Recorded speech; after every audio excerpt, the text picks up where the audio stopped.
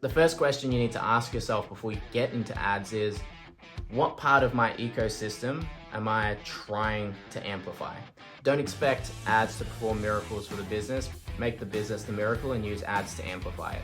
If you ran an event, for example, and said every person that shows up to this event will get a free bar of gold, and you just had a picture of you standing there with a bar of gold and just said free gold, come to this event, that campaign would fly. Take your best performing organic pieces and just put money behind them. And then use the messaging from those organic pieces to help inform your creative formatting when it comes to your campaign. If you micromanage the account, just like if you micromanage people, you'll typically make the performance worse. Great businesses scale ad accounts, not the other way around.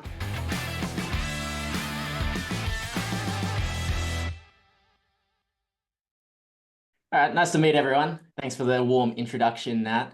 And yeah, the little guy's asleep already, so I've got all night. It's kids' free time.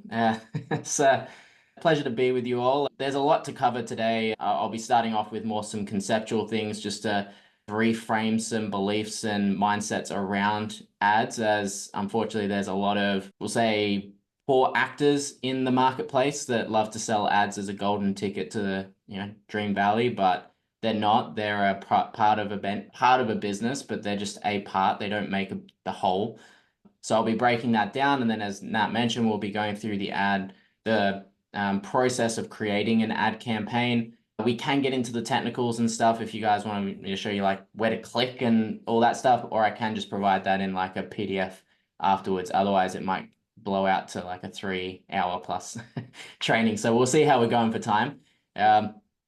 But to give you guys some context on my background, I actually started in the sales side of business, or working inside companies. And I think that's where I have quite a unique perspective on ads, because I understand the flow of what happens when you get a ton of crap leads and what that's like as a salesperson to deal with. But then on the other side as well, the difficulties that go with marketing. So in sales, I think I don't know how many people have hit this benchmark in Australia, but I think I'm one of the few that have been able to reach $1 million commission a year through commission-only sales, which was a pretty good year. That was back in the heydays when I had some hair left.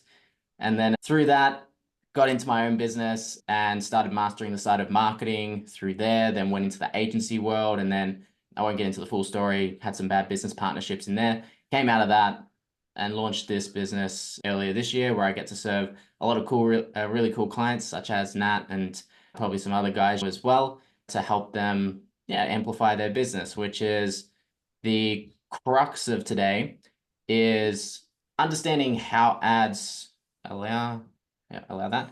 Do you guys see this screen, this PowerPoint? We're good. Cool. Leveraging ads to amplify a business. Now, as I said, I wanted to start off by reframing a lot of things around ads and dispelling some of the misconceptions. So if you guys have been in business for any period of time, you've probably been sold some idea or told some idea like this, like, all we need to do is spend $1,000 in ads, you'll get leads, you'll get calls, you'll get pitches, and you'll make 10 grand off the back. $1,000 in, 10,000 out, right? That's often sold by agencies or marketing gurus, etc. And they make it sound as easy as just solve the equation for X. Unfortunately, it's not that simple. And you can make it look that simple on paper based on what attribution model you're using. If you use last click, first click, multi-touch, there's different attribution models that marketers use to make everything look nice on paper.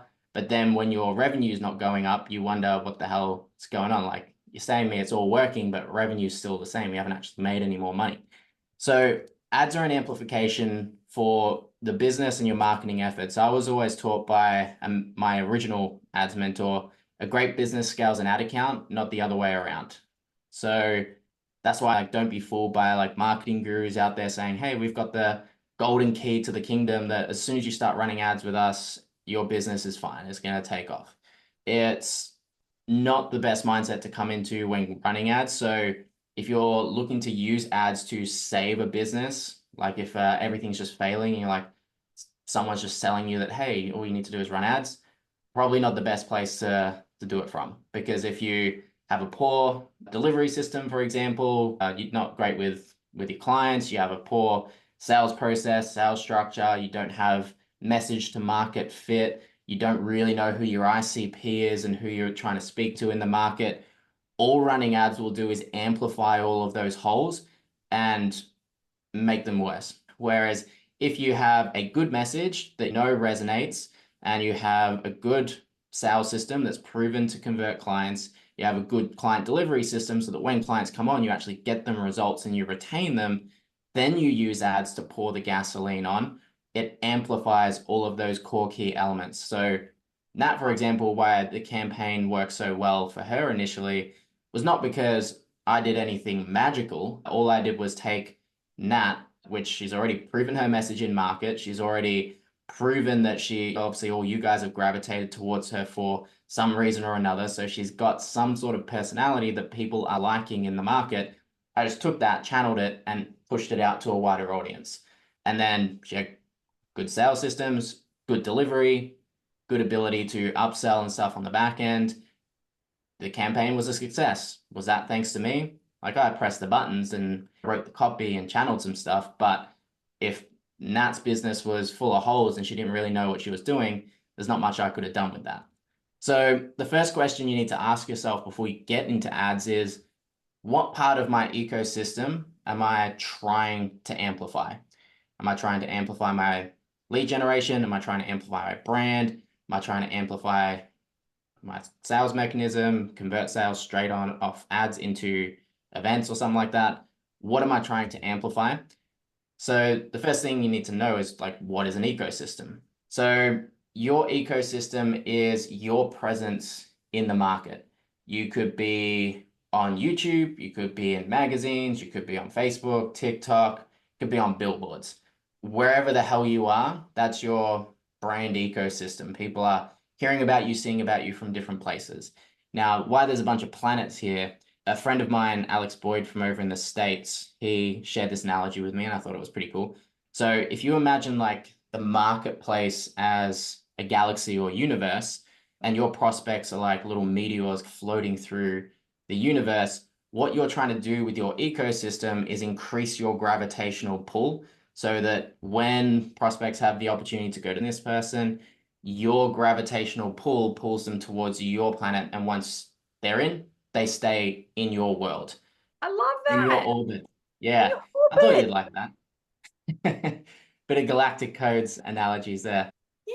So once we can get people into our world, the question is then, how do we turn them from like just someone that's landed on our planet, for example, all the way through to a buyer? Now, this is the assumption a lot of people make, especially with ads, is run an ad, someone clicks on it, they either become a lead in a sale or they become something or other. Whereas the journey in reality more looks something like that. Think of the last time you bought anything of some sort of significant value, like more than a few dollars, and you probably didn't just go off a whim. Even if that was the first time you spoke to that person, you probably had some sort of journey prior to that, whether you've tried something before, you've been burnt, a friend recommended you, you got told, or you realized you had a problem, you went Googling it, searched it, you checked them out on YouTube, all of this sort of stuff. All of that's happening in what you call like dark social. So it's all stuff that can't be attributed to specific activity, but it influences the buying journey. So that's why we talk about ads as an amplification, because the measure of ads success is not return on ad spend or ROAS, as a lot of people will claim to. Again, you can make ROAS look great, but revenue stays stagnant. But while your expenses are going up, your profit margins go down. And I'll explain a bit of that as we go. So, I said why ROAS is junk metric. So in terms of I'll get to the metrics that we do track later on, but just to highlight this point, has anyone, I can't see everyone because the screen's a bit smaller, but has anyone heard of the term ROAS? Everyone's No. shaking heads. No. I've Okay. never heard of it. So ROAS is return on ad spend. And again, it works off the premise that, hey, if the person clicked on this ad and then turned into a sale, then that ad is solely responsible for the sale. Whereas it's not the case, as we just saw with that little journey, the ad is a contributing factor. So, and I'll get into the reason why buyers don't buy linearly later as well. But what ROAS does is if you measure it as a core indicator of success of an ad campaign, is it silos your channel efforts. Therefore, you're looking at, did Facebook get us a better return? Did Google get us a better return? Did TikTok get us a better return, etc. Rather than looking at them as a holistic complementary marketing ecosystem. But it also gets you sucked into short-term thinking in terms of how can I drive my ROAS higher? How can I drive my ROAS higher? But a lot of the top coaches in the world, like your Tony Robbins, your Dean Graziosis, etc., they'll actually run negative ROAS on the front end because they're willing to pay more to acquire someone to get them into their ecosystem. So they'll run either a free or a low ticket thing. They'll lose money on the front end, even for up to like 6 months, knowing that the lifetime value, the upsells, etc., will carry the profit of their overall business. So rather than focus on ROAS, they look at what's the overall blended ROI of their marketing efforts to how much it's pushing out. And it actually becomes a strategic advantage then when, like, if I'm willing to pay $200 to get someone into my world, into my ecosystem, and you can only pay 50, I'm going to outspend you every time. I'm going to scoop those people up way quicker than you.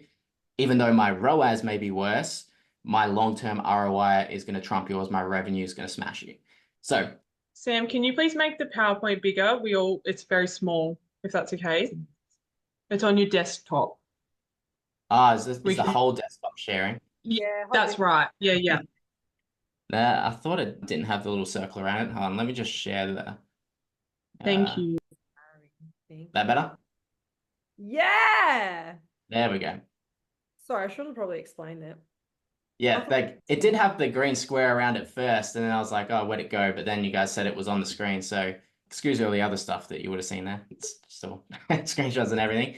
So when it comes to understanding what part of the ecosystem you're starting to amplify, the first thing is to look at, as I was mentioning before, like what are we trying to amplify? Sales, awareness, etc. We need to understand the 5 stages of buyer awareness. So this is where that buying journey can take place. Normally, anyone, anywhere starts at a state of being unaware of their problem, right? Whether that's the guy that needs to lose some weight but isn't aware of his binge eating habits, or the lady that I know has some self-confidence issues and I realize that it stems back to some parenthood trauma or something. I don't know. Whatever it is, there's some sort of point where they eventually become aware of the problem. So that could be a friend says something, they see a video on YouTube that talks about certain experiences and then ties it to something, and they're like, shit, that's me.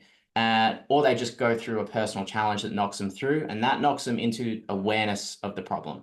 Now they know that they have a problem. At this stage, they might start searching for solutions to that problem, going on Google, going through more YouTube videos, scrolling on TikTok, wherever they're going to look for those solutions. They're starting to figure out or try to figure out how they can start to overcome whatever that problem they've realized they have is.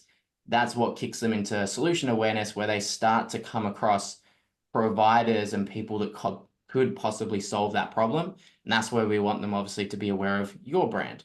So then once they become aware of your brand, they become product aware, where they know who you are and they probably know who other people are as well. So they're assessing vendors, and then they eventually become purchase aware, where they're ready to, like, hey, I want to solve this. I want to pay someone to do it.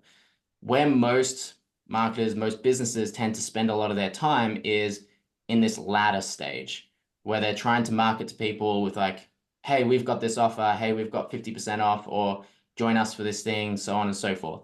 That is I'll get into the buyer's pyramid principle as well, but that's typically the least scalable part of the journey, because by this stage, they've gone through all of these stages. So not a bad place to start though, depending on where your business is at. If you have a tiny budget, you might only be able to start there. You just need to capture what's in market already because your budget's small.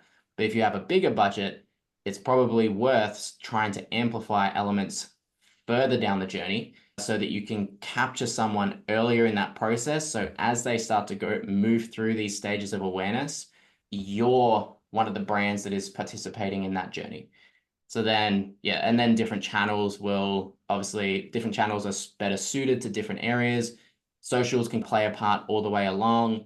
Google and websites, etc., are typically better for latter stages of the awareness journey. And then obviously we want them to purchase with us as opposed to anyone else. So that was the conceptual side of what I wanted to cover. Does anyone have any questions, queries, concerns on anything that was covered just then? No. All makes sense? Just jump off mute and mute yourself. Cool. All right. So the main thing that I guess wanted to get across there was don't expect ads to perform miracles for the business. Make the business the miracle and use ads to amplify it. And that's anything I always say to all of my clients. Like I had a client, a recent client start 2 weeks ago, I think it was, nearly 2 weeks ago now. And when I pre-framed starting before they got on board, I said the first 90 days, because they hadn't run ads before, is benchmark establishment. So whatever you're willing to invest, you need to consider it as a sunk cost.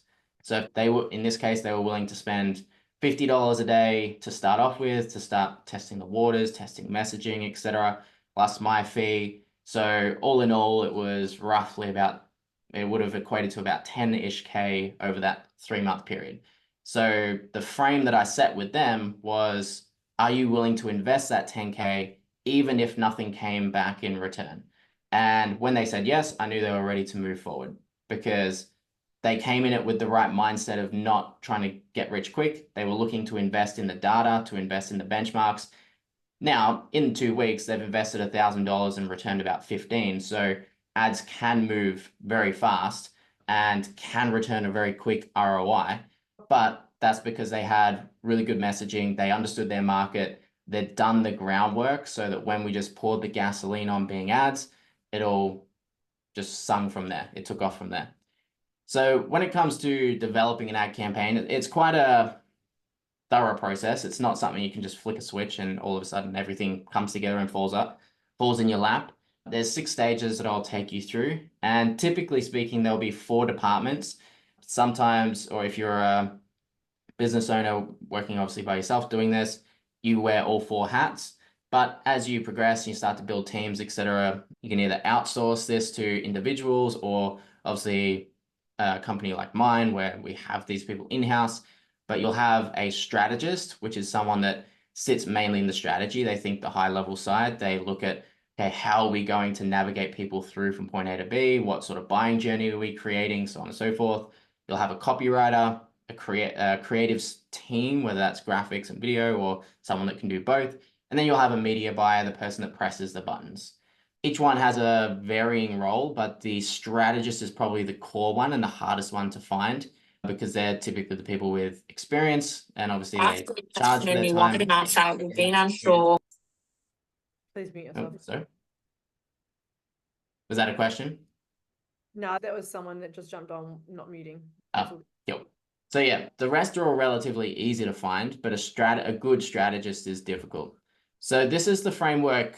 It's relatively simple, but this is how we go through developing a campaign, and I'll break them down into each one, but just to give you a summary, it always starts off with the research phase. The research creates the foundation. It's the unsexy side of what people don't want to do. They all just want to skip to pressing the on button and seeing if the ads work.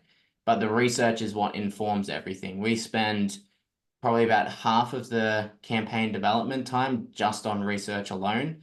Then the rest takes place from there. So once the research is done, we need to craft the hero offer, understand what offer we're actually putting into market. What are we amplifying? Are we amplifying an offer that is problem aware? Are we amplifying an offer that is for solution aware? Are we amplifying a direct, like with Nat, for example, at the moment, we've got light codes running. That is a direct application offer. So that is for solution aware and up audiences. What are we amplifying? Then for us, we send for approvals and stuff, but you guys obviously don't need to send for approvals. Then we move, only then once we've done the research and crafted the offer, do we start writing copy and creating creatives. That goes through an approval process. Then it goes to final review. Then at last, we can finally press the go button. So the first step is research. Again, it's the unsexy side. It's what everyone wants to skip past because it's time consuming and it's not the funnest thing in the world to do. but it's where all the good ideas come from. It's where the foundations of your campaign come from. Anytime I've seen a campaign fail, like I had a client or new client come to me recently who just come off a failed relationship with an ads party. And when I was asking like, what does she feel like let the last campaign down? We were going through the process and they basically skipped over this whole step. I was like, well, yeah, any campaign that skips this step is pretty much doomed and destined to fail. So we want to understand who our ICP is. Does everyone, when I say ICP, as a few people don't know what that means, does anyone know what that means? Ideal customer profile. So like, who are the people we're after? What are their characteristics? You might have multiple, so depending on the scale and scope of your business. Client avatar. I call it a client avatar. So my client avatar is women and men that want to learn spirituality and make money in their business, that kind of thing. Yeah, that kind of thing. We just then go a little bit deeper around that. Some call it a niche. I don't necessarily, especially in Australia, I've not found like micro niching super useful. I found like problem niching more useful as opposed to America, because America's scope and scale of their marketplace is obviously way bigger than ours. So you can micro niche down to the dentist that has 5 employees that does this, etc. And you've still got hundreds of thousands of businesses that do that. You micro niche that low here in Australia, and you've got maybe like 3 businesses that match that criteria. So in Australia, I prefer to problem niche and then build the niche around the problem. And that gives us specific age, genders, pains, desires, qualifications, etc.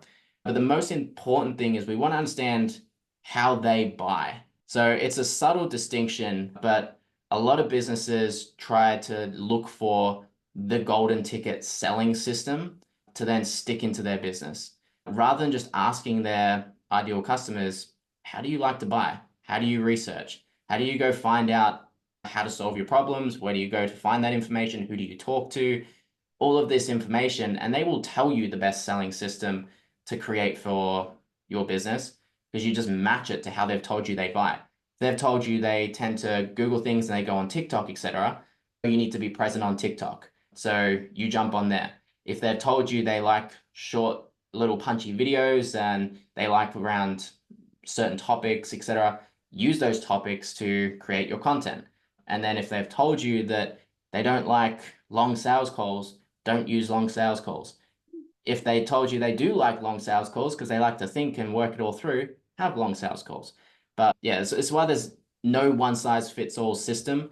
I've seen a lot of, like, I've been in this game for a long time. As I said, I've been through as a revenue leader through 2 8-figure businesses that we took from sub 7 to 8. I think it's around 6 or 7 7-figure businesses and multiple 6-figure businesses now. So there's not many systems I haven't seen, and I've seen a lot of people sell the best system. In my time, what I've learned is the best system is the business operator. You can stick, like, for example, I have a client, Abram, who is part of a mastermind that I met him at. He's just one of those people that it doesn't matter what mastermind he joins, what course he joins, whatever, he's just going to be successful in all of them because he takes what he needs and he runs with it.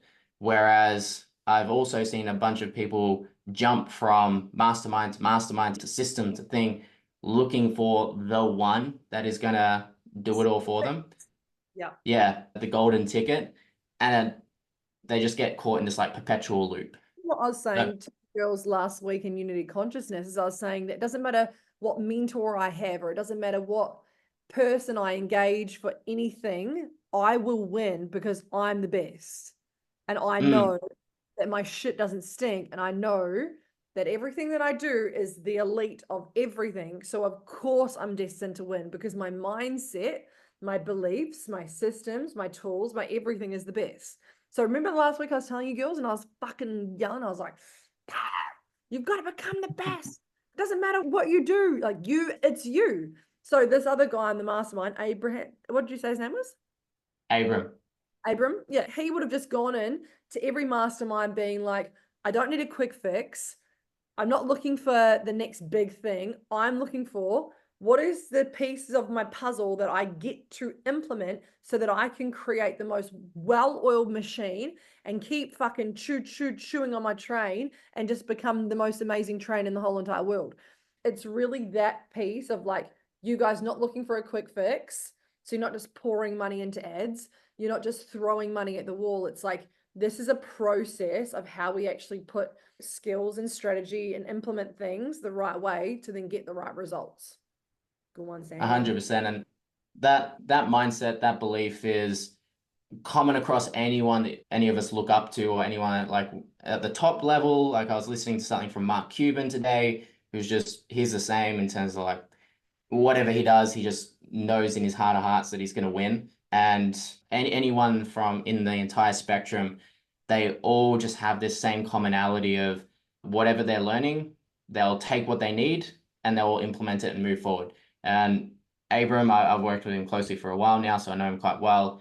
He's just got this incredible mindset where like his ad account got shut down before I met him, like you're saying like 13 times or something crazy, but it never deterred him. He just kept going and going and going. And now his business is sitting roughly around 180 to 200K USD a month.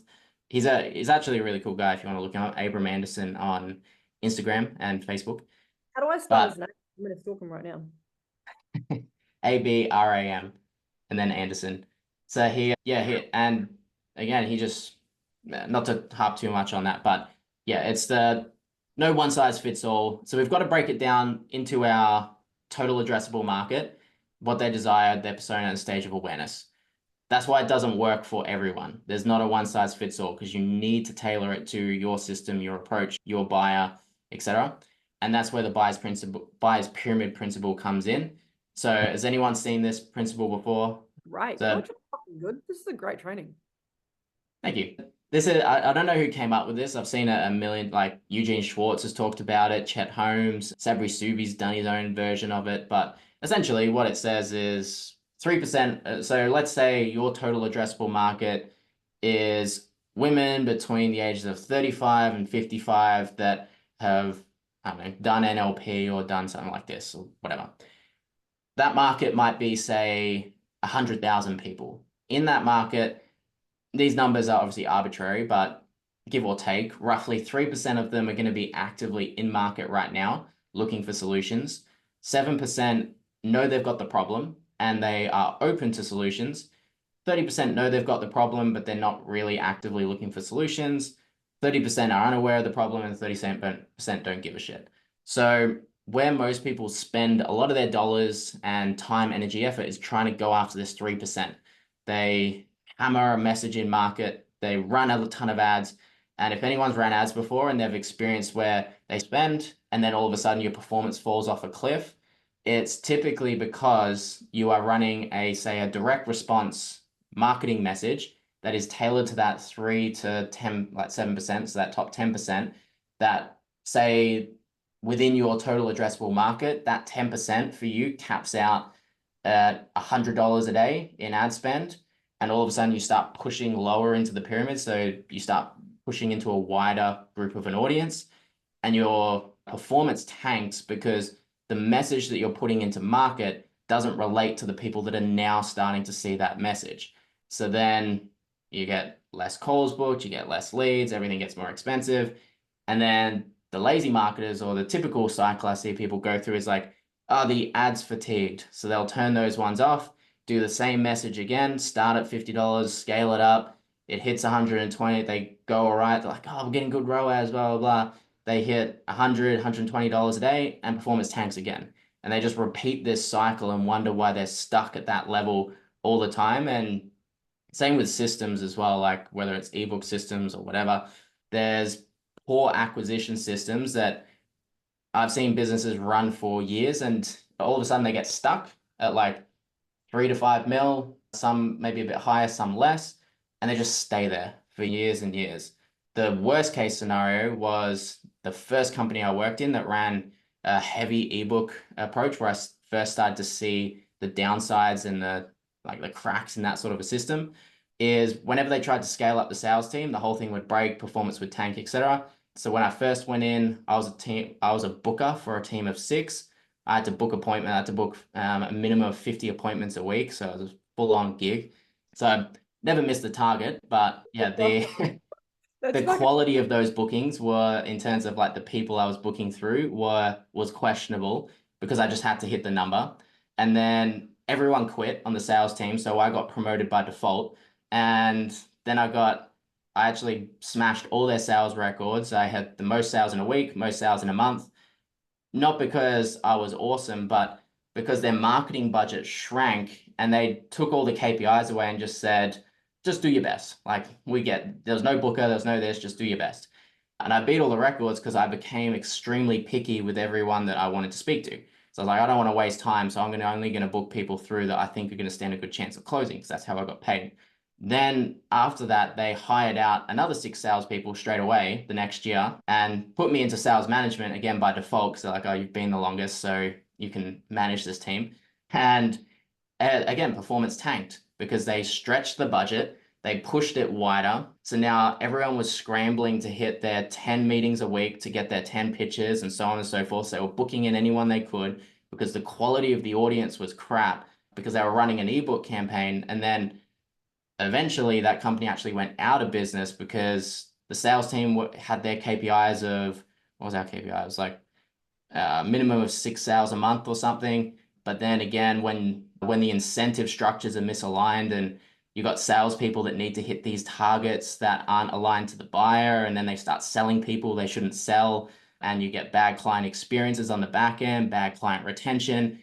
And for this company, it's a death spiral. And I think it was like 20 odd clients banded together and like did a class action against the company or something. So I'd gone by that point, but yeah, that drove them out of business, obviously. So yeah, understanding this stuff is, it might not be the most interesting, or I find it interesting, but not everyone does.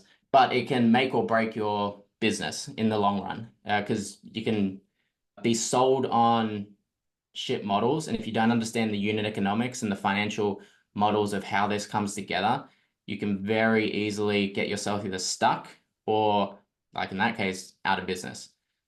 So let's flip it on its head and look at, and again, we're still in the research phase here. So we're still trying to understand our market, right? So when we flip it on its head, we've got various stages that we can start taking our market through. So we've got the demand creation phase. Now, some people misconfuse this of like creating demand for new categories and stuff. It's more just creating demand for your brand. It's like for Nat, for example, you guys might have seen the ads that we have running. We have that meditation running around, etc. It's building the list. It's not enrolling people into a sales process, etc. But it's getting people into the ecosystem. It's getting people on the list, so they're getting hit from all these different areas. So we're creating demand through that. Then she's creating demand through content. There's probably emails going. I don't know a lot of the other back end stuff. There's obviously events and all of that. So we've got this whole engine that's creating demand for the business. Now, depending again on your budget level, I froze. That's all right. I'm still here. It's just frozen. Depending on the budget levels, might not be able to start in a demand creation phase. I don't know where my camera's gone. That's broken. But if you do have the budget, then it is useful to start there. Otherwise, we're capturing demand. So that can be direct response ads, that can be websites, conversions, direct offers in market. So like Lionsgate, which we'll go through an example of, which was the first campaign Nat and I ran together. That was a demand capture campaign because we put a pain or message in the market. So we were appealing to people that were already aware of that pain or message and getting them to pay for an event. Then on the back end, Nat converted that demand into, yeah, obviously more sales into light codes. So when you're thinking about your total addressable market, your ICP, your customer avatar, we could do this live with someone if someone wanted to volunteer, but if no one, does anyone have like a clear avatar or ICP they're working with? Who's volunteering? Who wants to utilize this man who's done 2 8-figure businesses? Quick. Yeah, okay. Great. Now I'm back. Who said Who was yeah, okay? Courtney. Good. Good girls. Oh, there we are. Courtney, nice to meet you. Nice to meet you, Sam. Cool. So who is your addressable market? Who is your ICP? Yeah, so she's an eco lover woman in her 20s that wants to make impact in the world. She wants to create more financial freedom for herself. She wants to leave the 9 to 5. She's probably in a 9 to 5 right now. Yeah, she's in a 9 to 5. She is determined, she's devoted, she's feeling unfulfilled within herself. I can give you more things. What else would you like to know? That's all right. That's enough for there. So if we strip away some of those desires and go for the entirety of women in their 20s in their 9 to 5, right? That is your entire total addressable market, regardless of their stage of awareness right now. So in Australia, we have a population of 20 odd million. If you then shrink that down to women in their 20s, and then I'm just going to make up numbers because I don't know the actual data on it, but let's just say there's 2 million women in their 20s that are working a 9 to 5. Within that, there's going to be certain desire pockets, right? Some want to escape the 9 to 5. Some want to make a better life for their family. Some want to save the environment. Some want to do this. Some want to do that. Within those desire pockets, there's then the different stages of awareness to hit that desire. And then within that desire, within those stages of awareness, there's different personas. So let's just say it's the 9 to 5 that wants to break free. They want to escape the 9 to 5. Where they are at that stage of awareness, they could be problem aware, meaning they know they want to escape the 9 to 5. They're like, fuck, I'm over this job. I want to leave. I need to find a way to break free. And they're starting to search around. They're coming across all sorts of stuff. Should I be a coach? Should I do crypto? Should I do Forex, e-com, drop shipping, all of this stuff that starts to come into their world, right? Now, inside of that problem awareness, there's going to be different personas. There's going to be the 25-year-old woman with a young kid that wants to get free of the 9 to 5 so they can give their kid a better life. There's going to be the 21-year-old that has already realized that they don't like working for people and wants to be an entrepreneur.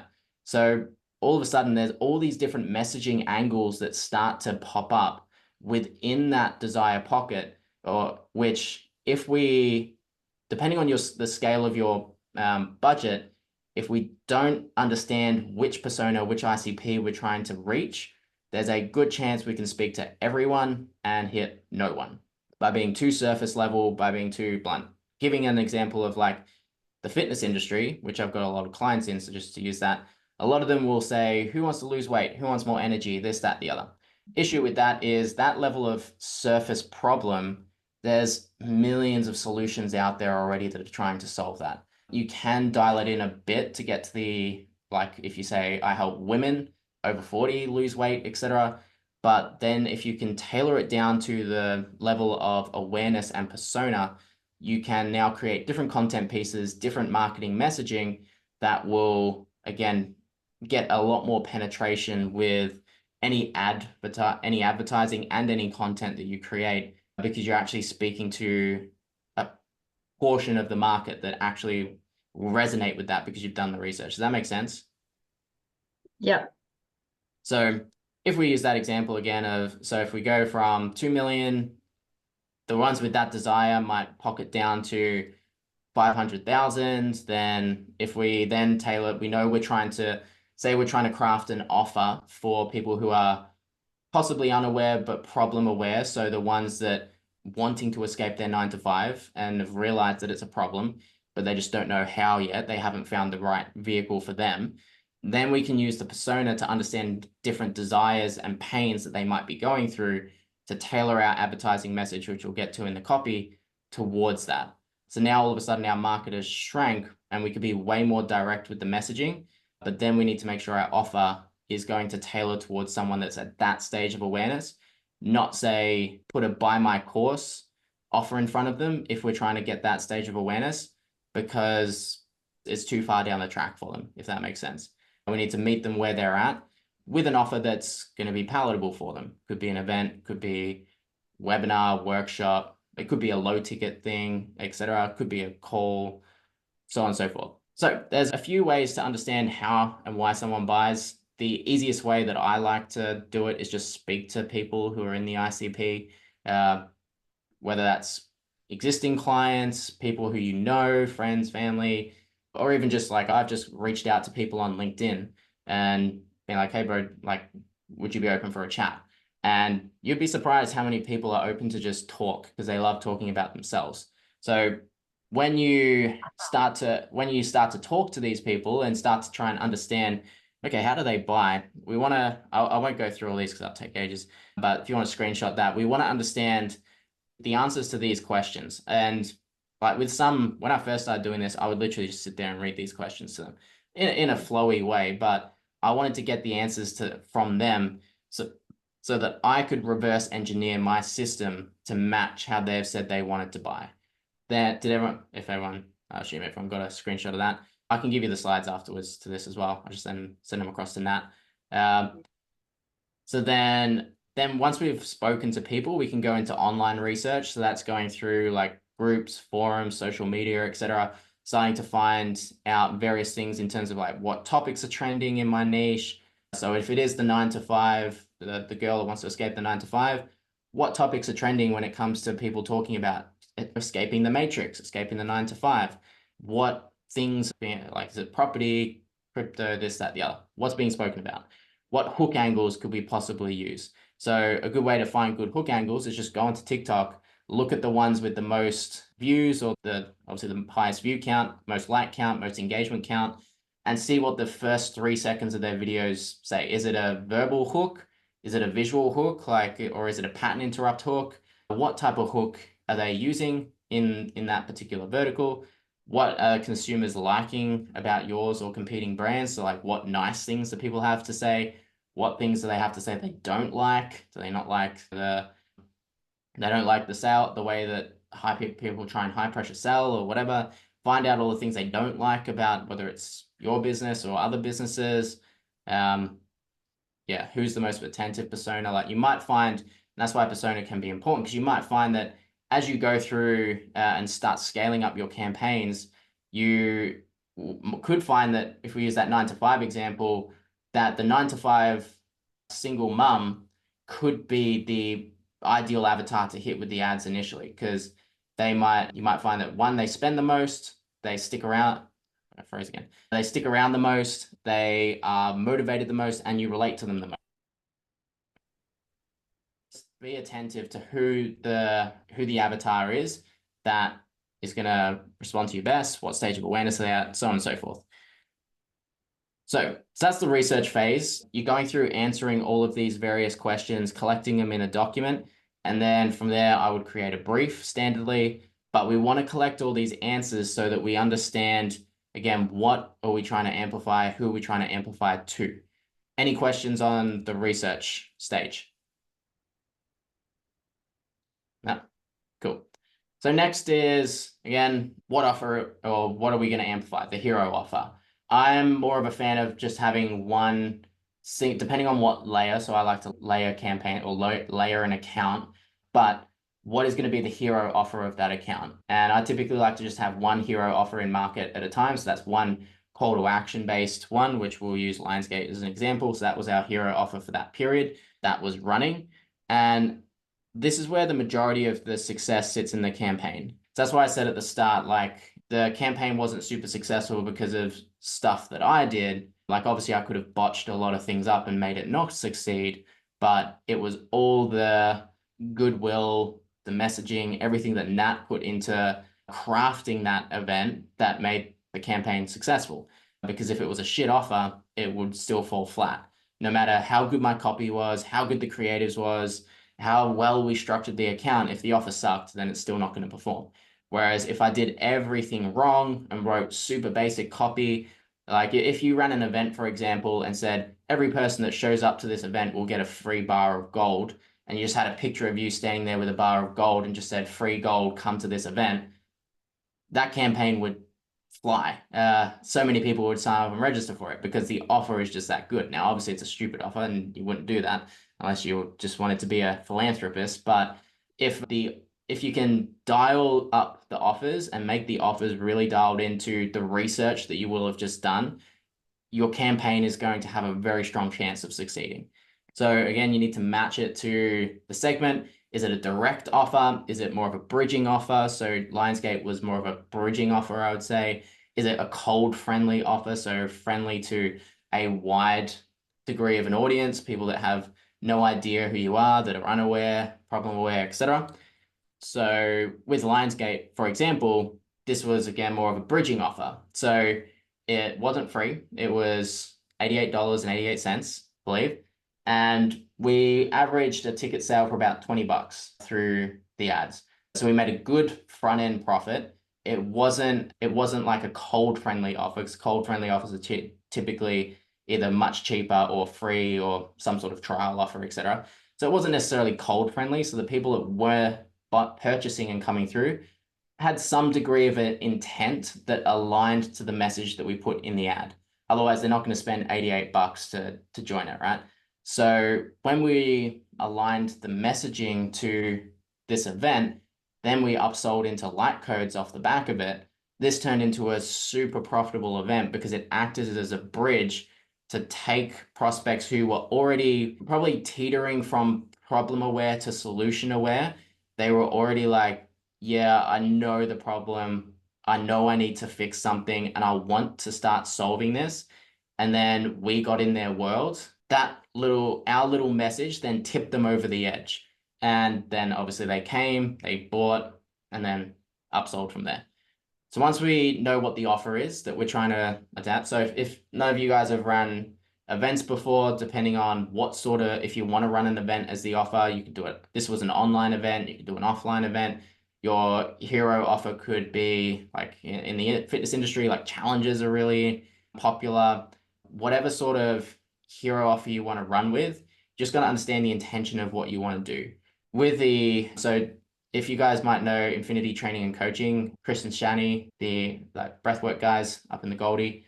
So started working with them recently, and they're the ones that I mentioned before that we've had a really quick start. And because their budget was small or smaller, we just went straight for an application-based offer. So it's very direct. It's like, hey, if you want this and you want to achieve these results, apply to work with us here. So then all the people, and there's filters within those forms as well. So all the people coming through indicating interest in becoming certified breathwork facilitators or personal breathwork learnings. So for Chris, all he does now when the leads come in is he just texts them and says, hey, when you're a bit more nuanced than this, but basically like, when are you free for a chat?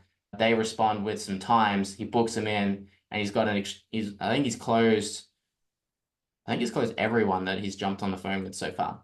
So, but that's because the offer, we knew what the offer, I can go through some of these if you want to see like examples inside an ad account at the end, but it was direct. So it was different to Lionsgate.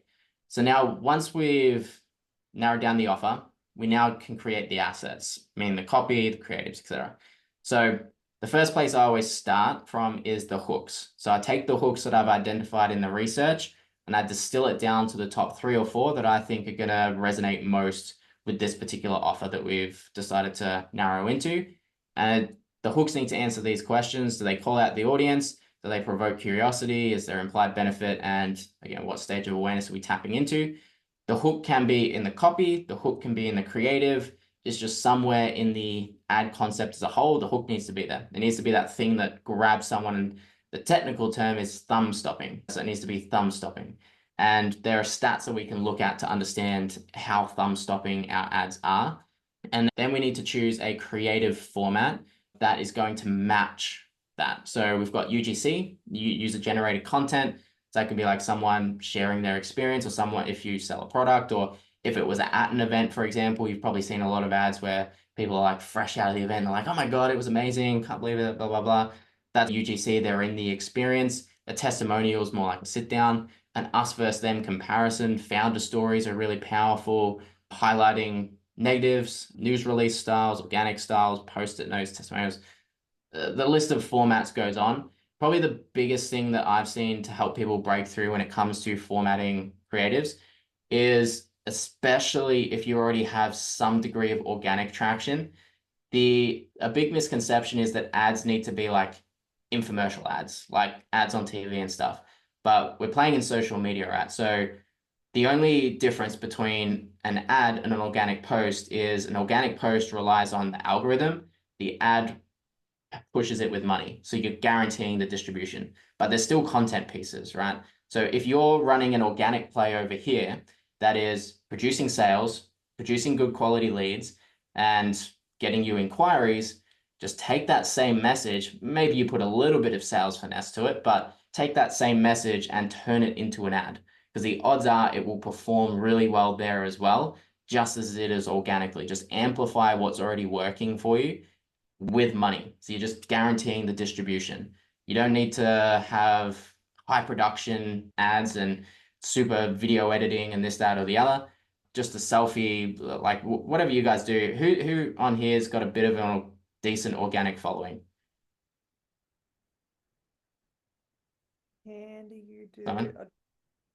Adele, I can see waving a hand in the middle. So Adele, if you've got some degree of organic messaging, that's like the easiest place to start if you want to just like dip your toe in the water with ads, is just use your existing post IDs, which I can show you guys how to do, and just put them into an ad. And then it just pushes it further. So that's if you just, you want to spend like $5, $10 a day and just start dipping your toe in, take your best performing organic pieces and just put money behind them. And then use the messaging from those organic pieces to help inform your creative formatting when it comes to your campaign. So using that as stages of awareness, here's a couple of examples of like different creative styles that sort of suit those stages of awareness. So like your problem unaware people, that's typically your posts that get the most reach, right? Like a viral post, for example, from a decent creator typically hits one of the 3 boxes of being educational, inspirational, or entertaining. They will get the most reach, but typically not convert the best. But if you're just trying to, again, if you know what you're trying to amplify and you're just trying to get more reach, get more people, maybe you've got a free offer off the back, maybe you've got a comment keyword strategy off that, DM me for this free guide for whatever strategy, that could be a really good content piece because it's going to carry very well. As we slide down here, the reach on those content pieces gets restricted, but again, they serve a different purpose. So for Adele, for example, if she was trying to now start to craft a bit of an offer for, let's say she was running something like Lionsgate, like a small paid event, or maybe it's a free event or something like that, she would probably sit in this sort of bucket, maybe use her own story, a founder story as part of the creative, possibly some how-tos, depending on what the offer or what sort of solution she has, some UGC style testimonials, and would probably sit in there, could test some ads bridging into solution aware, but most likely most of your creative formats would sit in problem aware. So then these are some of the ones that work for us for Lionsgate. So we had some direct infographics. They were used as retargeting. I don't know if you guys have seen this reel on Nat's Instagram that actually pumps the screen. That worked really well for us because it's native. So one of the first things I did when looking for creative formats was I went through Nat's Instagram and found like her posts that got the most traction. And we just attached a infographic to the end of that post. And lo and behold, they performed. And we just had some organic images that this one performed the best for this particular campaign. And we just, these were the 3 initial formats. Like this reel went to hundreds of thousands of views like that. And not only that, but it was reshared and I had people message me. And so guys, it's not necessarily always about making money off the ad. What it's about people coming into the top of the funnel. You know how I've talked about top of the funnel a lot, guys? Like if people can come into the top of the funnel, eventually the more they see your stuff and the more free stuff that they digest and the more they consume your content, the more they will become clients. So it's about really filling the funnel. And for me, I was like, this is a long-term game. If we engage in ads now, who knows where we could be in a year's time because people start coming into the funnel. So even with this sort of stuff, like I'm so fucking grateful for you, Sam, because it was just like little ideas like this, guys, that I had never thought about. I was like, oh, of course. Like they're still coming in. It's a lot simpler as well than I find a lot of time. Well, some of this stuff's obviously maybe a bit complex in terms of the market dynamic stuff and all that, but at its essence, like you're just trying to create good content for people that helps them take the next step in their journey. And if you think of yourself as that planet, how can you be that gravitational pull? And then when they do come into your world, when they do come into that top of the funnel, how can you create a spider web that they just don't leave? They get hit from you from retargeting campaigns, from emails, from content, they follow you, whatever mediums you're distributing your message through, just don't let them leave, basically. Make sure you're, yeah, hook them in and keep them stuck in your world. Because once we've identified all of that, then we can go into the copywriting, because we know the hooks we're going to be using, we know the creative formats, now we can write to that. So if sometimes I'll multi-purpose scripts, like I've written a few scripts for Nat to use for ads, we'll multi-purpose that as copy as well to complement the creative that's been created. Continue revising. Like, I like to read copy out loud after I've written it, because sometimes it'll read well in your head and then you read it out loud and you're like, oh, this sounds a bit whack. So read it out loud, read it to someone else as well, because that can sometimes, like, if you know that you're reading it, you can have your own biases and judgments on it, even if you've been doing it for a long time. So read it to someone else, and if they say that sounds weird, probably does sound weird. So go through the iteration phase. It takes a bit of time, but then trim off any fat. Don't have any, like, if there's any words that don't need to be there, just cut them off, and then go into the creating the visual. So here's a bit of a structure from a copy perspective. So we have like the hook and the lead in. So the hook needs to answer those questions that we addressed before, agitate some pains or call out the desires. I'll go through some examples in accounts afterwards, and then just do the opposite after that. So I'll go in examples, otherwise it'll be shit off my head. Introduce the solution, what outcomes they can expect from that solution, then simple call to action. So they're the steps I go through when writing it. So I'll start with the lead in, write the copy. I use Hemingway as well, which is a free online app.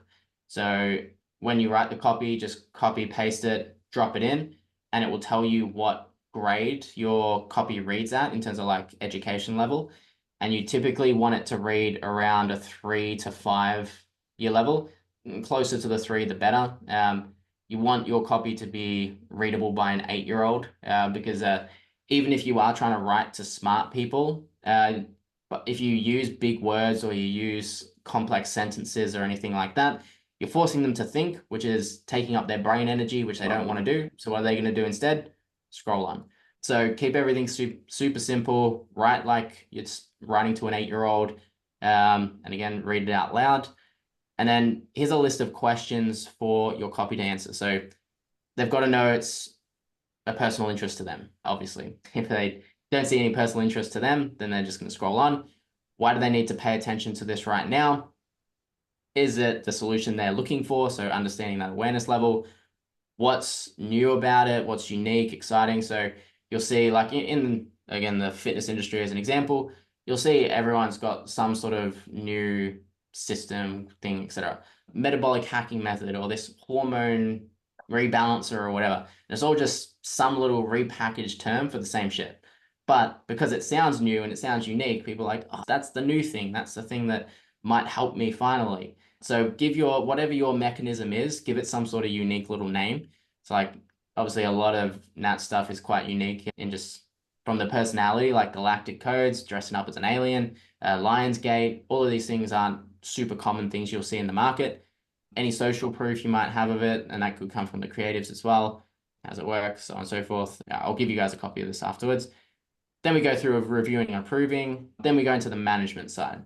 So I'll wrap this up shortly, and then we can jump into some accounts and I can show you guys around a little bit. But I like to use DCT, which is phasing out, so will soon be flexible ad formatting.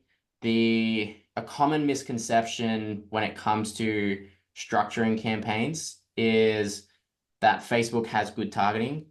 It does it has good machine learning targeting, but the interest targeting, the lookalike targeting, that whole side of things, that technology hasn't been updated since 2018. And Facebook only started using that to try and compete with Google, because the core difference between, say, Facebook or any social platform and, say, Google is any advertising you do on Facebook is interruption. You're interrupting someone scrolling, whereas Google is search-based, so someone's going and searching for it. So when Facebook was trying to compete with Google for advertising budget and get advertisers to come across, they tried to make it out like they had this targeting hack that could put your message and your ad in front of the right person at the right time with the right message and so on and so forth. because they wanted people to believe that they could be just as impactful as Google. When Google, people were going searching for local gym near me. How do I do this, etc. So it was a very intent-based inquiry that would come through. But that technology wasn't like, it was a bit of a fallacy that Facebook, and Kayla Itsines actually had a bit of a debate, like I don't know if it turned into a lawsuit, but a friend of mine who's a friend with her was telling me about, she had a big fight with Facebook about all this stuff because, yeah, they spent a lot of her money and all of that. But anyway, it was a bit of a fugazi. It did work to a degree, but it wasn't super accurate. But now Facebook has nearly 2 decades worth of data on all of us. And the stuff they know about us is scary in terms of like our shopping habits, what we like to look up online, they even know where we go. If you've got a phone in your pocket, they know your travel patterns, how often you leave the country, what states do you go to, where do you go to eat at night. They know everything about you. So who's ever had an experience where like you've maybe said something or you've messaged someone about, oh, these Nike shoes or whatever, and all of a sudden those ads start popping up? Yeah, they're watching stuff. I was just gonna say, yeah, we watched this really interesting video from Joe Rogan last week. He interviewed this guy who the Illuminati killed his fucking wife, have tried to kill him several times. So he worked for Google for like 10 years. Then he worked for Facebook. But then he realized that there was so much tracking. So when you go into anything and it says like accept cookies and everyone just accepts it because you can't be fucked, all those accepting cookies actually, like, basically what you're accepting is the fact that they can track you, use your ID, use everything. So people think that they're safe when really what they've done, this guy decoded the whole entire thing. And he's like, I could be dead for doing this interview right now. But they literally killed his wife because of the amount of information that he knows and the amount of illegal shit that Google and Facebook have now got tracking people. It's fucking nuts. He said CIA are involved and they've got literally like every single piece of data that you could ever think of the human. They know every single secret of every single person. And me and Warren were just like, fuck, man. Like, we're just, these phones, even they've got this new thing in all Android phones, even when they're completely turned off, they will still be recording all of your information, no matter if it's on a charger or if it's completely dead and it's not being used 10 days. Your Android is still taking all your details. It can still hear everything, even if it's off. So it's just freaky. It just goes to show that, like, yeah, these fucking things, like, we've got no idea what they really do or what they're really utilizing the data for. And this is like what he was saying, like long term. Anyway, very interesting. If you guys aren't Joe Rogan fans, please start watching. Fuck, he's some awesome people. It's very freaky what they have access to. It's like, if you can't beat them, like, use them. So yeah, we're not gonna obviously shut down Facebook, so we might as well use it to our own advantage and make some money from it. So yeah, play the game, play the world as is, not as we wish it were. And so all the targeting that I only use is age, gender, location, and then I focus on the message, because the machine learning side of Facebook, so take all that information from the last 2 decades, all that shit that it knows about you, is now plugged in with an AI that is analyzing all the stuff that you're doing all the time, everywhere. So you'll notice, obviously, like in your organic feed, for example, it's very curated. So the stuff that you tend to pay attention to pops up more. You look at a lot of videos of cats, more cats come up. You look at videos of sports, more sports come up. The ad feed works the same way. So if we know that the where people get stuck is a lot of them, they focus on the back end of like, what targeting should I use? How should I structure this? What, etc. If you just focus on all the stuff we've covered up till now and get the message right, your message will land in front of the right people, and you could, well, as long as you don't completely fuck up the back end of the account and just do it completely backwards, but as long as you do it somewhat sensibly, your ads will land in front of the right people, just because the message that you're putting out, the algorithm has worked out that, because it will look at if it's an image, for example, it'll look at, it's a woman in the image, she's wearing a red dress, she's outdoors, the copy says this, there's these keywords that are triggered in it.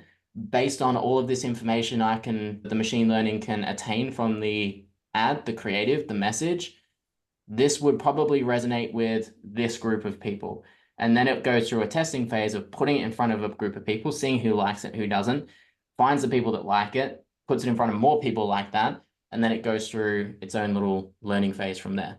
So I just do a 3-2-2 method off the back of one campaign. So I have one campaign per offer and per objective as well, or per country, etc., per layer, depending on the structure of the campaign. Then inside there, we'll have creative formats. So if we've got a news release, an organic, and UGC formats, we'll have those different formats across the broad audiences. And then inside of them, we'll have the 3 creatives that are basically the same body. I'll normally have 3 different hooks. So the first 3 seconds of the video will be different, rest of the video the same. So that'll create the 3 creatives, then 2 body copies, 2 headlines. And then I let Facebook dynamically find the best combination of all of them. So then I'll whiz through the last bit so we can jump into an account and get into Q&As and stuff. But management wise, there are 2 types of data you want to look at, qualitative and quantitative. The poor marketers will just sit behind the quantitative. And if any of you have possibly worked with agencies or worked with ads or anything, you might have had the ones that say, oh, we're getting you plenty of leads. Your sales must suck. Your sales team sucks, etc. And I've, as I said, I started on the sales side, so I know what it's like to deal with crap leads, and it sucks. It's very annoying. So, but a lot of marketers will hide behind the numbers and say, yeah, we're getting you tons of leads. Look at all this great metrics, blah, blah, blah. But they don't look at the qualitative side. They don't go and talk to either you or your sales team and say, how are the leads? Oh, they're shit. Oh, crap. Okay, maybe we should go change some stuff. So the quantitative stuff we want to know inside the account, we want to know the cost per result, which are obviously cost per lead, cost per message, whatever the result is, our CPM, which is our cost per 1,000 impressions, our frequency, and our amount spent. So Facebook will spend on a creative if it thinks it's worth spending on. If it doesn't think it's worth spending on and it won't scale, it won't spend on it. So I rely on Facebook's machine learning a lot because I believe that it's a lot smarter than I am. So I just leverage it. It's called an ads manager for a reason, right? Like you're the manager of the ad account. You let the ad account do its thing. If you micromanage the account, just like if you micromanage people, you'll typically make the performance worse. But if you just structure it and systemize it in a way where it allows it to do what it does best, then it does its thing. And it's less work as well. You don't have to do as much. And then the secondary metrics you want to look at, CTR roll and CTR link clicks. So the CTR roll is that thumb stopping metric. Typically we want to see it above 5. The link clicks is how many people are actually clicking your link or whatever, following your CTA. And we want to see that above 1% on average. Then revenue wise, we also want to understand how we're performing on the back end. So what's our blended ROI? So out of everything we're investing in marketing, including ad spend, contractors, staff, software, everything that we're spending, how much is going in, how much is coming out? Because again, it's very easy to get sucked into the ROAS thing. And I've seen businesses go broke with great ROAS because they're spending, especially like agencies that will charge you a percentage of ad spend or something, which is a backwards incentive because obviously that encourages them to make the campaign less efficient so they can spend more money and charge you more. And all of a sudden you're left with less profit margin. You're like, fuck, I'm spending way more and I'm making less money. What's going on? Hero pipeline as well, if you are running sales calls. So that could be a whole training on itself. I've got some stuff on it, but all leads are not created equal. So leads that are generated from different sources will convert at different rates. So if you treat all leads as pipeline, it fucks, I'm sure I can swear on here. That swears all the time. It fucks up forecasting. It fucks up your sales engine. It fucks up your sales team, your conversions, etc. So like inbound inquiries, for example, you might convert. So if you have a 5-stage sales process, you might know as soon as I get an inbound inquiry, more than 25% of them are going to convert. So they're already pipeline. But if you're, say, running an ebook campaign, you might need them to get all the way to the 3rd stage of your sales process to start converting at 25%. But if you counted all those leads as pipeline and then just forecasted based on your averages, you could be very far askew as to what you're actually going to generate revenue wise. So I always measure pipeline based on hero pipeline. So break it down to source, And then what stage does that source need to reach to averagely convert at 25% or higher? Then we need to measure the lead to opportunity rate, lead to win rate, overall conversion rate, and marketing CAC payback period. Then qualitative insights, average client value. What's the average client paying us? What's our client retention? Are we actually getting good retention on the back end? Are we holding on to these clients? Listening to call recordings. Like I jump onto, it's like I went through and called like 5 to 10 leads of Nats the other day just to get a feel for like what type of people are the leads pulling in. Because again, it's easy for me to sit behind the screen and just say, oh yeah, those numbers look good. But if I don't jump on the calls and don't listen to these people and see if it's attracting the right people, how can I then take that information to reinforce or change the message or adjust the message to make sure we are resonating with the right people? General market feedback, and people, like, you will get haters. Obviously, everyone gets haters, but is no one responding positively to your stuff? Customer insights, sales feedback loops. Sales feedback loops, I think, is one of the most underrated things. And that sales and marketing typically end up hating each other because of that whole thing of like marketing gets scored on how many leads. So then they optimize for the cheapest leads. And then sales get sick of dealing with their shit leads. So they just stop calling them, and then marketing gets pissed off because they're not calling them, etc. But when you get marketing and sales aligned and supporting each other, and marketing actually listen to sales and sales listen to marketing, and they work together, that's when you can see real progress. Because like I talk Hi, to how are you? I talk to sales teams all the time just to get feedback in terms of who are we attracting? Because if we're putting a message out there, and this is another, sorry, I go off on a lot of tangents, but this is another thing that annoys me. But when people are like, oh, my ads are just getting shit leads. It's like, well, it's just because your message is shit. You're like, those people, well, one, they're people, so you shouldn't call them shit, but at the same time, they're attracting to your message for some reason. So if you're attracting them, you need to say less of what is attracting them and more of what is attracting your ideal customers. So it just means you don't know your customer well enough. It's not an ad problem, it's an ICP problem. You don't know your message.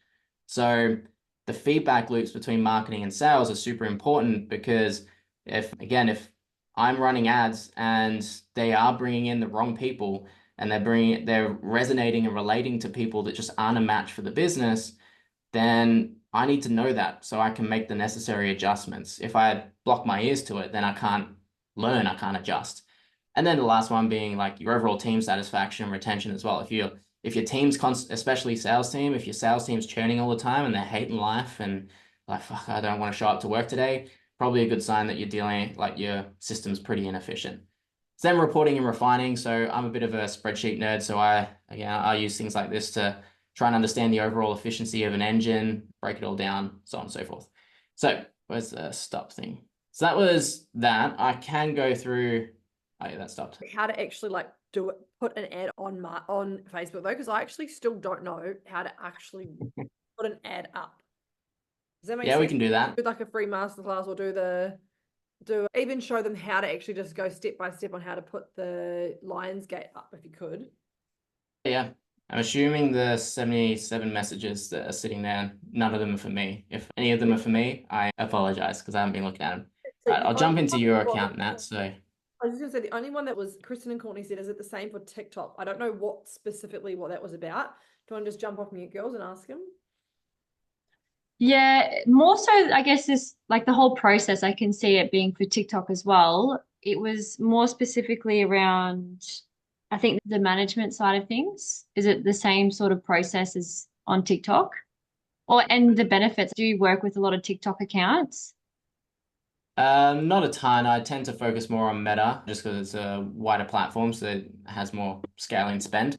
But I do work on some TikTok accounts. It is pretty much the same. The TikTok's algorithm and curation of feeds is probably just as strong as Facebook. So the same thing, don't really use any targeting there either. Just focus on the message, focus on the structure. The targeting on there's actually worse than Facebook anyway. So yeah, they're very similar platforms in terms of algorithmically how they work. You just got to be very clear on what type of content you're creating. Again, if you're on TikTok and you're looking at a lot of property videos, a lot of property shit shows up. So if you're selling property stuff, then you need to make sure that's called out and you're creative. Yeah. Okay, cool. Thank you. Cool. And then look at the same metrics as well. So Yeah. Lionsgate. So we had 2 layers to Lionsgate. One was a retargeting, but we'll go through this one. All right, let's go from the start. So the first thing you're going to do will be click create, which will actually, can I do a mock campaign in yours? Yeah, please just do like a step-by-step guide. Okay, beautiful soul. So this is how we are going to, what I'd firstly love is for all of you guys to, once you get off this call, go into Canva, create your little thing of what you want your masterclass to look like, just as if we have my one for Lionsgate. And then I want you to be able to go through this recording and stop this and literally create your own ad for your own masterclass and then see how many new leads you get. Remembering they're going to start the top of the funnel. It's then your job at the masterclass to deliver your most amazing fucking masterclass ever and then sell them into your next offer, right? So right now what we're going to do is we're just going to fill the funnel. Okay. Yeah. Okay. So I won't turn this one on, but this will just be a mock campaign. Wait, can we even go back even further? Because I have no idea how you even got to here. So can we go back let's pretend you're speaking to me as if I'm an 8-year-old. There you go. And let's go back even start. So guys, we open our Google because I don't actually know any of this. That's why I pay you.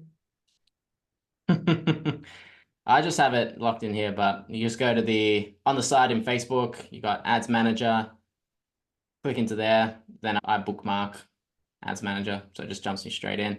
Then you can have different business managers, so you can have different, one of the things with Facebook is you can get things shut down, so sometimes it can be helpful having multiple business management accounts, but I've got this one that I manage all clients through. So if you haven't got one, if you click on that bit on Facebook, it will prompt you to start creating this stuff. But because I've already got one, obviously it's not going to prompt me. So click that, it'll prompt you to create stuff, and then it will set you up an ad account. Once you have an ad account, you need an Instagram page, you need a pixel or data sets now as they're called, and then obviously you need the ad account itself. How do they create a pixel or a thingy, whatever it's called? A pixel thingy. So that depends on the process to creating a pixel is the same. If this will It'll load just a bit start step by step. We can. Oh, that's in Events Manager actually. Let me go back to that. We'll go from here.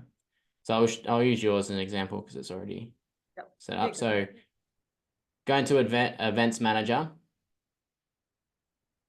which will, when you're in your thing, just click that bit on the side. Events Manager is the circle with the 3 little circles underneath it. You go data sources, or you can click connect data sources as well. Then there'll be nothing here if you haven't set one up already. There'll be other boxes that say like set up or basically give you these options, but it will be in boxes. You go add new integration, Metapixel, set up. Then I normally, because most people don't use any of the ones that Facebook integrates with, especially if you're like using high level or something, it doesn't do that. Do most people on here use high level? It seems to be quite common. Yeah, I've got a couple on the Oracle that have that, but at this level, I haven't introduced a CRM. Okay, so whichever landing page platform, whether it's Kartra or high level, they've all got their own little differences about how you install this. So just YouTube, like install Facebook Pixel on Kartra or whatever. But once you've clicked, if you also what I did then, so Metapixel set up, grab the code, it will give you this code here.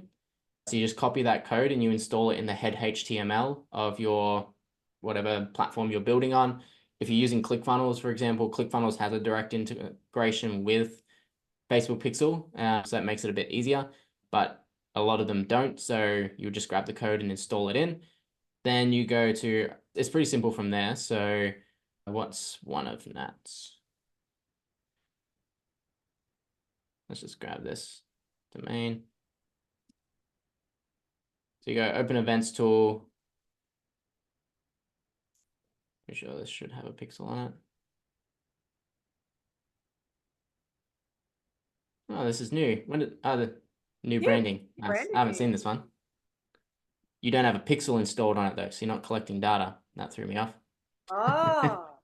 Literally just, I think we changed it like a couple of days ago. So if you don't have the pixel code installed on your site, that will happen. But I'll just use another clients because I know they have a pixel on their site. But when you do have the pixel code, this event tool thing they don't have one either. Let me just find a website that has one.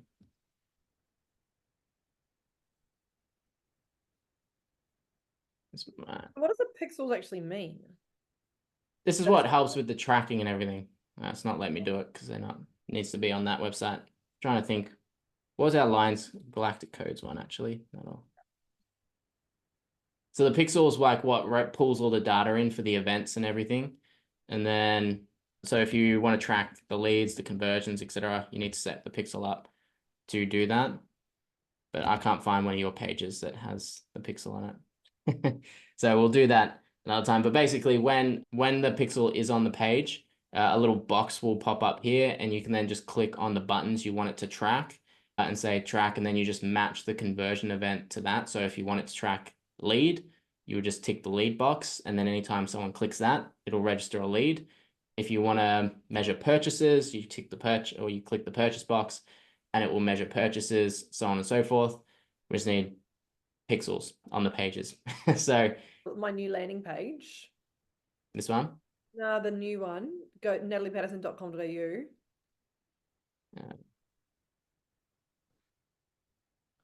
Surely go to work with me up the top. If you go, The light code should have. yeah.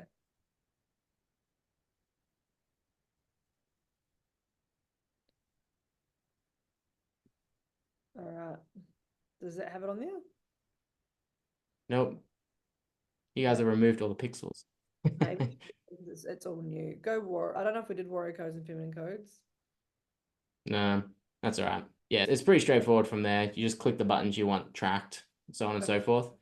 But once the pixel's set up, that will enable you to track. You can set up conversion API as well. That's a pain in the ass to set up. So a lot of the time I don't bother because I haven't found that it does enough to make it worth the headache to set up.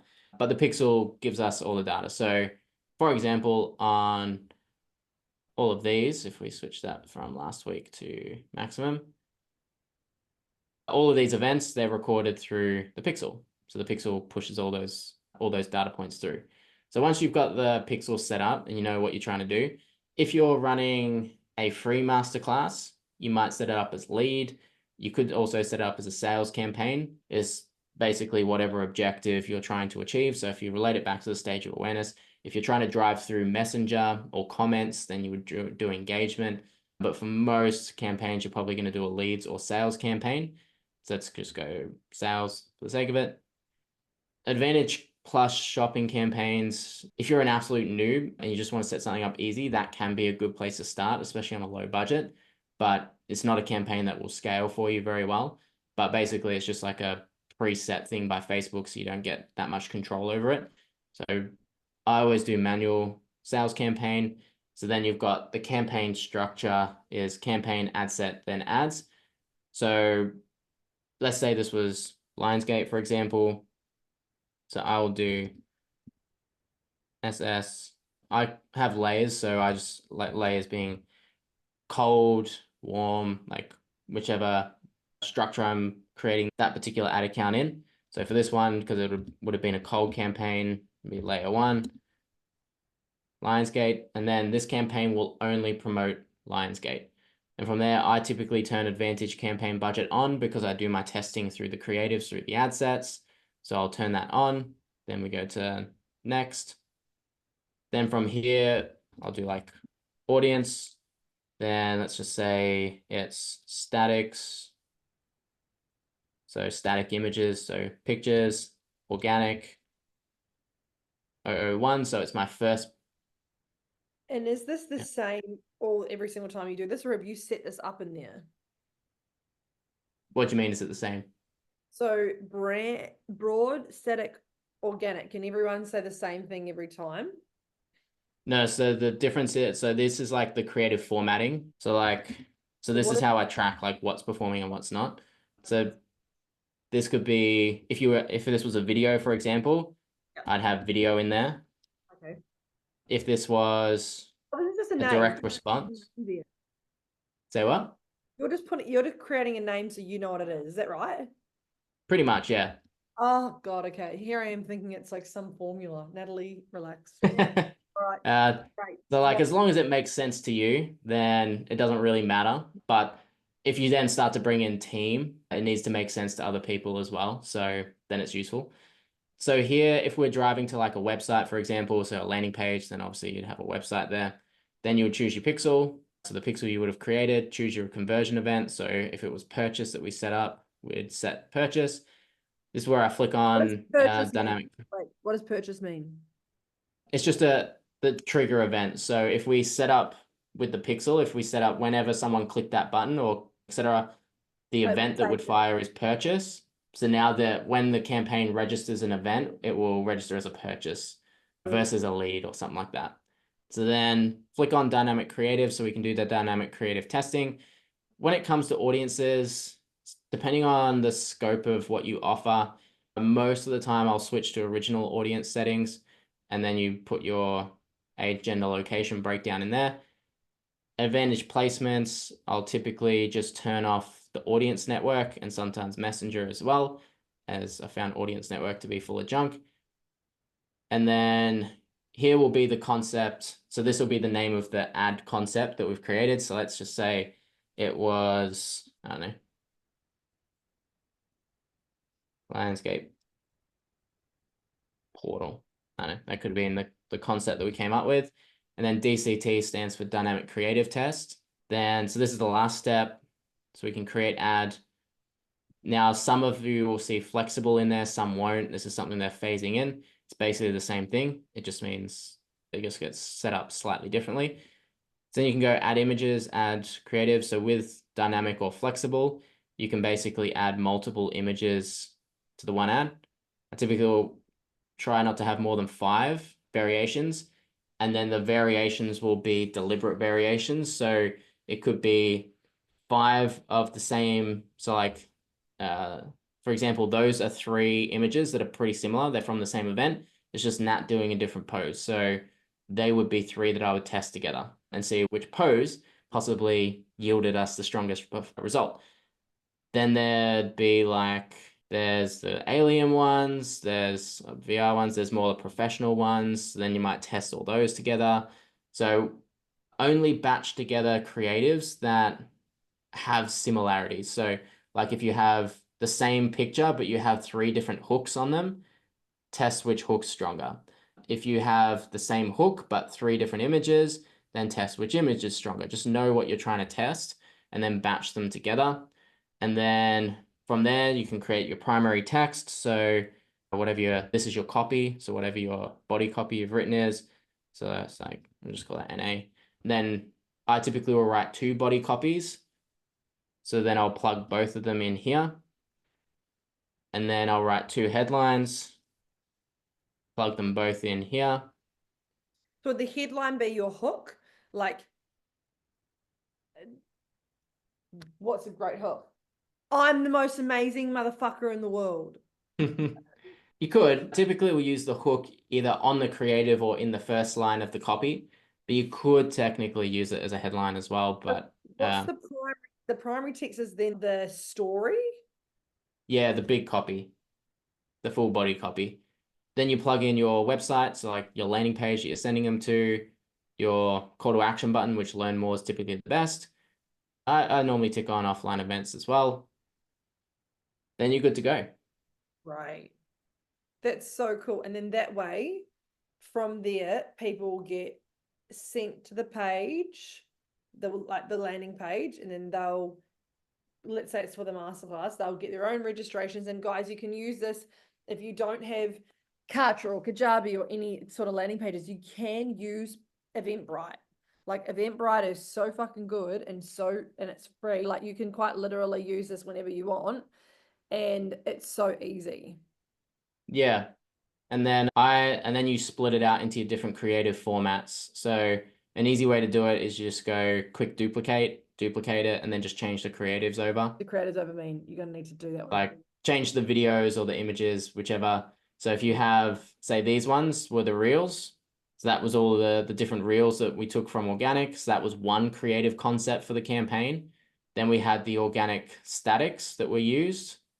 Then we Ah, had the infographics. I didn't realize you did all of this. You're amazing. Yeah, I was all over it. And then we had some different variations of reels as well with different, I think it was a different outro. And then we test. And then we wait to see what performs best and flick things on, flick things off, and watch where the When you numbers click fall. things on and click things off, is that the button on the left that says on off? Yeah. Cool. And then from there, once something's performing well, you then just pump a whole lot of money in it and you're like, let's fucking go. Well, Yeah, basically, my scaling process is depending on how aggressive the business owner is, I'll either do 10 or 20% every 3 days. Yeah, so we just chuck more and more money in. So every 3 days, 20%, bump the budget. If it still performs well over the next 3 days, bump it again. And I'll focus on my profitable scaling margin, which is, if everyone wants to note down that metric, that's the core metric I use to monitor overall campaign success, so, or business success really. So like if I know that based on all my outgoings, I can afford to spend $200 to acquire a client and I'm currently acquiring them for 100, I'm going to spend more money because I can spend into that margin. So if you calculate, and if you just Google how to calculate profitable scaling margin, there's heaps of, it's like an economic figure that you can look at. oh, wow. This is so helpful. Thank you so much. So really, guys, if you were to watch this back whilst you have, what I'd love you all to do is have a masterclass graphic that you have ready to go, plus then some static posts, plus then some reels already created. So that's step one. Step one is get your content. Step two is create your copy. Step three is go back, watch this video. When you're creating the copy, like Sam was saying, yes, it's a bit boring to go through and to find the pieces of who's the right avatar, where do they hang out, what do they do, what do they like to do. If you follow the questions in this training step by step that Sam has given you, you will then know how to attract your soulmate client, right? From there, you then go and watch the very end of this and do the step-by-step process of then running ads. And then it's a testing, right? So then, like Sam said, test them. And then if it worked, the one that's performing the best, put some money on it. If it's still performing well after 3 days, did you say, put another $5 on it or $10 on it, $20 or $100 or whatever you can afford.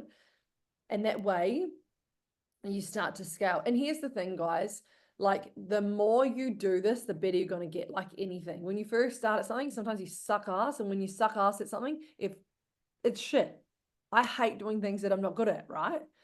So the more you do this, the better you're going to get. That's what I would say. Does anyone, I have to jump off here in 9 minutes. Does anyone have any questions for Sam, if you don't mind staying around for another 9 minutes? Does anyone have any questions about what we've gone over today, ads in general, Facebook in general, specifically around ads? Or what we've learned today? Wowed everyone or bored everyone? I'm going to say wowed. It's a lot of information, especially because I'm not as analytical with things. Like I'm like, wow, spirit, this is how we do things. So it's a lot different to what I normally do. However, here's the thing, as a business owner, sometimes we actually fucking have to do this step-by-step stuff. And this is what also gets results. And here's another thing that you guys also need to know. When I first started in the industry, I would Google a lot of this stuff. So I pretend like I don't know anything, but I actually did run a whole heap of ads years ago. That's why you can see those lash stuff, because I actually started watching, do you know Eli Dangerfield? Have you heard of him? I've heard the name. I don't know where from. Massive ecom guy.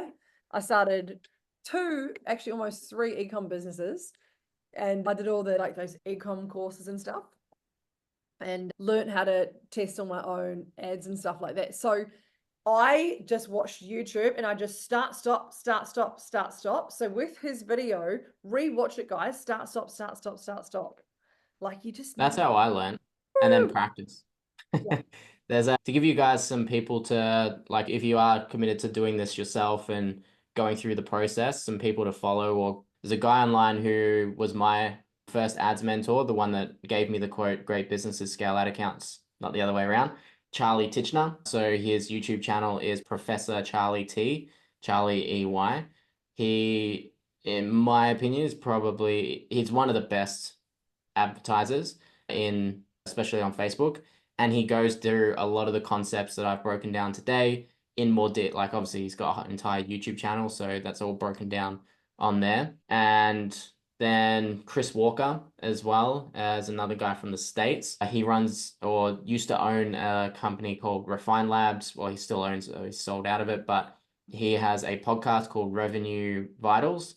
A lot of the conceptual thinking around pipeline, hero pipeline structures, unit economics, etc. That's where I learned a lot from him. So I've had the fortune of chatting with him a few times. Who else? Probably the other one would be Nick Theriot. Nick and Theriot, Theriot, I think. They're probably the three I would recommend to dig into deeper. And then everything you need to know will be on there. But you might also find that you don't really like doing all that sort of stuff. And that's when it gets handballed off to someone like me. And so if that is you and you're like, I want to work with Sam because Sam is fucking amazing, message me and I can put you in a chat with Sam. Okay. Also know that he does qualify people because it also needs to be a win for him and a win for you if you're going to work together and make some money. And you've also got to have money to A, pay Sam, and then B, pay ads, right? So you would have seen my ad account there. I think I spent 24 grand in the last couple of months. Is that right? Probably. We've spent 24 grand, I think, the last couple of months. Plus, Sam is incredibly affordable. I personally think that Sam should double his prices, but that's my personal opinion. I've been told that. I am. So humble and you're so good. And if I was your mentor, I'd be like, Sam, triple your prices. But that's okay. I also really respect it because I'm paying you. So I'm like, this is great. But I'll message all my clients now and say, Nat told me to triple my prices. So here's the new invoice. Yeah, love it. Love it. Because here's the thing, man, it's so worth it. Like, I would pay you triple the amount for what you've done for our business because of the leads that have come in and not just the leads that have come in, but it's the long-term growth that we're going to have from your ads. And also too, whilst working together the last couple of months, we're now at 17,000 followers. Perhaps we wouldn't be at 17,000 followers because of the growth that we've had with you. And we've had just so much more reach. Like our videos have gone viral, the ones that you've plugged into with money. So it's like, yeah, it's been so, oh, thanks, Anne, you big cutie. It's so helpful to have done this. So guys, I hope you got a lot out of this. Please go back and rewatch this and start, stop. Like most of you have time. Here's the great news. Where you're at with your level of business, you have time. Cherish this because as the bigger you get, sometimes the more workflow does actually happen. And then the less you get to do this shit.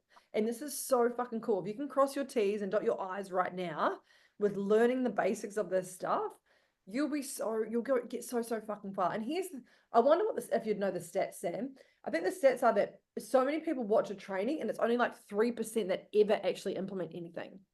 So be the 3%. I think it's less. A friend of mine sells digital courses and they'll launch a course before it's built just to see if the offer lands, because I think the stats are 80% of people that buy the course never log in. And then out of the people that log in, I think only 12% of them get past the first lesson. And then, so if they turn out to, like, basically, if he launches the course, he'll create the first lesson. And then if it turns out that not enough people want it, he'll just refund the small people that actually log in and then just keep the rest of the cash. And then he'll just test course theories and just run them out, market them, because he knows people won't log in. So the hard part is the implementation. But what I would say as a parting thought to everyone is it is worth learning this stuff because you don't always get lucky with dealing with honorable people. And there are people out there in this space that will want to take advantage. So yeah, learn it so that you can, at least if you know the basics, when you bring someone on, you won't get hoodwinked by anything and you know what good looks like, so that when you find someone that's great, fuck, this guy's or this girl's awesome because I'm here, they're here, but you can't, if you don't even get to here, it's very easy to get sucked in by someone that's like here and all that sort of shit. Yeah.